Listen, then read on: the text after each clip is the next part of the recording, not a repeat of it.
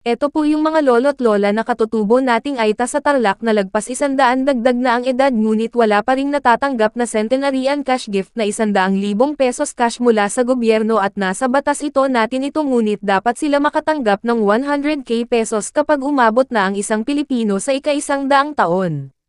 Si Lolo Orlando Samawang ay 106 years old na po at ang sabi ng kanyang anak ay nagpunta na daw sila sa munisipyo upang i-claim ang cash gift ngunit pinakuha muna sa kanila ang birth certificate na magpapatunay na 100 years old na ang kanyang tatay at nang bumalik sila para ipakita ang birth certificate ni tatay ay hindi pa rin nila nakuha ang 100,000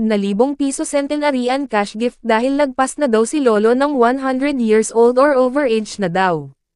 Sobrang nakakaawa ang mga katutubo nating Aita sapagkat naabutan pa nila ang World War II ngunit wala pa rin silang benepisyong natatanggap.